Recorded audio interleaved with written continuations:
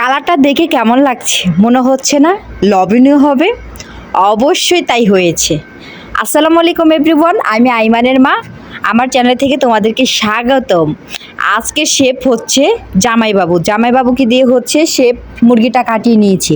এখানে একদম তরজাদা মুরগি ছিল, সেগুলোকে হচ্ছে ফ্রিজে রেখে বরফ হয়ে গেছে। তো এইগুলো কাটার শক্তি আমার নাই, তার জন্য হচ্ছে জামাইকে দিয়ে কেটে নিয়েছি। কাটানোর পরে এখানে পাওগুলোকে বেছে নিয়েছি। আসলে আমার হাজব্যান্ড পাও খেতে খুবই পছন্দ করে। তারপর হচ্ছে এখানে পেঁয়াজ কুচি, টমেটো কুচি হচ্ছে দিয়ে কেটে নিয়েছি। তারপর এখানে হচ্ছে সব মশলা দিয়ে এটাকে মাখিয়ে নিব।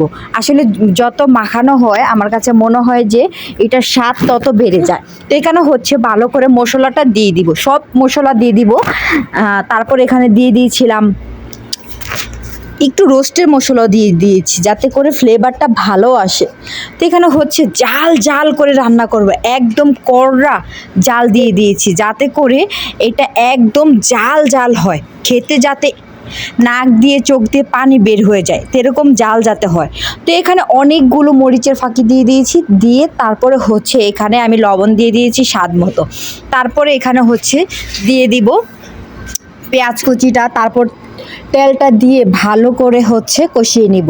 আসলে সৌদি আরবে তরজাতা মুরগি খেতে হচ্ছে অনেক শক্ত থাকে, বাংলাদেশের দেশি মুরগির মতো না।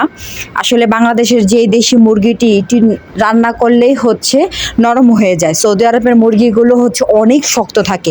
এগুলোকে প্রায় 2 ঘন্টা 3 ঘন্টা হচ্ছে সিদ্ধ করতে হয়, অনেক সিদ্ধ করতে হয়।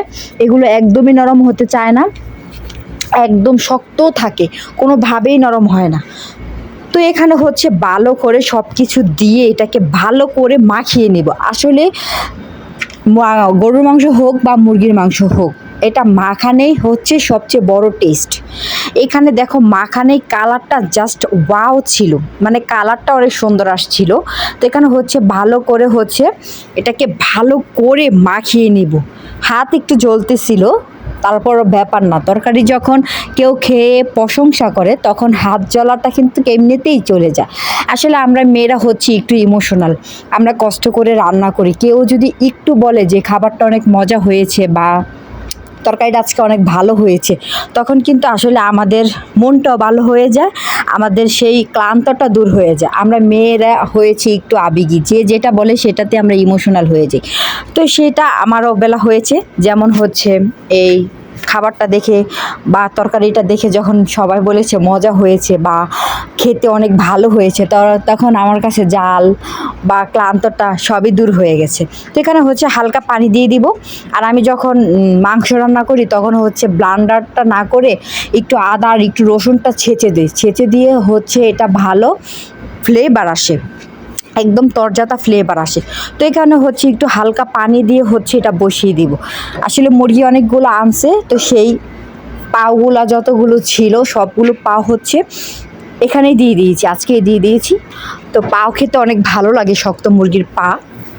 তো এখানে হচ্ছে গরম মশলা দিতে ভুলে গেছিলাম, তো এখানে গরম মশলা দিয়ে হচ্ছে আবার এটাকে নাড়িয়ে দিচ্ছি। তো হচ্ছে যে নাড়াচাড়া করে ভালো করে হচ্ছে, তারপরে এখানে হচ্ছে আস্তে একটু পরপর হচ্ছে নিচ দিয়ে যাতে না লেগে যায়, একদম হালকা পানি দিয়ে দিয়েছি। পানিটা দিয়ে হচ্ছে এটাকে ভালো করে হচ্ছে একটু পরপর নিচ থেকে নাড়া দিয়ে দিব।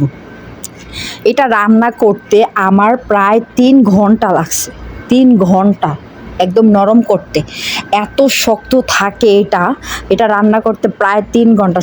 আমি এখন ভয়েস দিচ্ছি সকাল 5:30 বাজে, তখন কিন্তু আমার রান্না এখনও চুলায়। আমি শুধু ভিডিওটা করে তারপরে হচ্ছে ভয়েস দেওয়ার জন্য এসেছি, কিন্তু আমার তরকারিটা কিন্তু এখনও চুলায়। তো এখানে হচ্ছে একদম গরম তরকারিতে একটু ধোঁয়া বের হয়ে যায়। তো এখানে হচ্ছে ভালো করে কষানোর পরে এখানে দেখো কত সুন্দর করে তেল বেশি এসেছে। তেল ভাসার পরে হচ্ছে আমি আবার আজকে কি করেছি, জিরা, একদম আস্ত জিরাটা হচ্ছে ভালো করে টেলে তারপর এটাকে চুড়ে দিয়ে দিয়েছি, যাতে করে কাঁচা জিরার গন্ধ, মানে টালা জিরার গন্ধ এত সুন্দর ফ্লেভার আসতেছিল।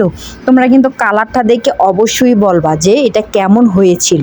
কালারেই কিন্তু বোঝা যাচ্ছে টেস্টটা কেমন হবে, জালটা কেমন হবে। তো তোমরা অবশ্যই কমেন্ট করে জানাবা। তারপর এটাকে আবার জল দিয়ে তারপর এটাকে মাখা মাখা করে দিয়েছিলাম, যাতে করে এটা আরও সিদ্ধ। দেখো এখনও কিন্তু ভালো করে সিদ্ধ হয় নাই, রানগুলো মনে হচ্ছে তাকায় তাকায় রয়েছে। তো এগুলো একদম সফট হয়ে যাবে। তো এগুলো হচ্ছে একদম হচ্ছে মানে শুকানোর পালা, হালকা ঝোল রাখবো।